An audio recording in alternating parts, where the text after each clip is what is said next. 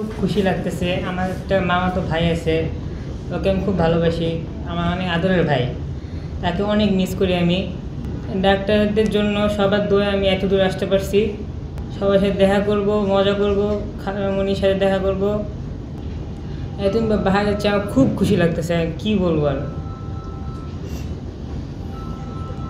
আমার খুব মামুনির জন্য কষ্ট লাগে। মামুনি অনেক কষ্ট করছে আমার জন্য, সারা রাত জেগেছিল আমি যখন আইসিইউতে ছিলাম।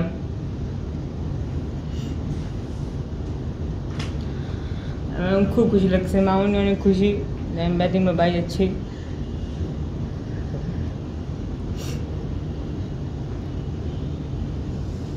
আমিও খুব খুশি আজকে। আমার খুব ভালো ফিল হচ্ছে। আমার কোনো নিজের মধ্যে আমি অসুস্থতা ভাব রাখতেছি না যে বাহার যেতেছি। আমি চিন্তা করছি আমি সুস্থ একদম। আমি চিন্তা করতে চাচ্ছি না যে আমি এখনও একটু অসুস্থ আছি, আমার কানের সমস্যা হচ্ছে এখনও, কিন্তু আমি ওগুলো চিন্তা করতে চাই না। যে আমি চাচ্ছি যে আমি একদম সুস্থ, আগে জীবনটা ফিরে নিতে চাই। আমি আমার ফুটবল খেলা খুব পছন্দ, আমি চাই আমি তাড়াতাড়ি সুস্থ আবার আগের মতো ফুটবল খেলবো ইনশাল্লাহ। ইনশাল্লাহ ইনশাল্লাহ। আর ওর কেবিনে একটা ফুটবল আছে, এই জন্য। হ্যাঁ। আচ্ছা, আসসালামু আলাইকুম। আসলে আমার কিছু বলার নেই। আমি ম্যাডাম স্যার সবার প্রতি কৃতজ্ঞ। তারা আমার বাচ্চাটি আমার কাছে ফিরে গেছে। ভবিষ্যতের জন্য আমি ওদের এই সাপোর্টটা পাই, এতটুকুই শুধু আমার ওদের কাছে চাওয়া। আর কিছু বলার নেই।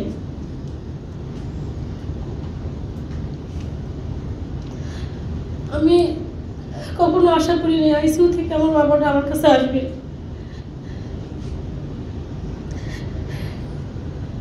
ওদের সেবা, ভালোবাসা আমার বাচ্চাটাকে এই পর্যন্ত নিয়ে আসছে। আমি বাচ্চাটাকে নিয়ে বাসায় ফিরবো আজকে, আমার কত যে আনন্দ আমি বুঝাইতে পারবো না। ও না থাকলে আমার ঘরের দরজাটা বন্ধ ছিল, আজকে সেই দরজাটা খুলবে।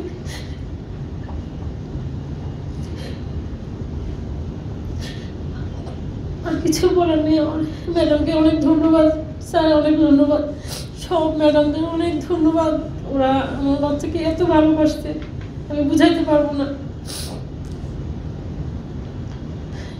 এখানকার নার্স, ওয়ার্ড বয়, ওরা আমার বাচ্চাকে যেভাবে আগলে রাখছে, বিছানায় এত অসুস্থ ছিল, ওরা পাশে না থাকলে আমি পারতাম না আমার ছেলেকে ফিরে পেতে।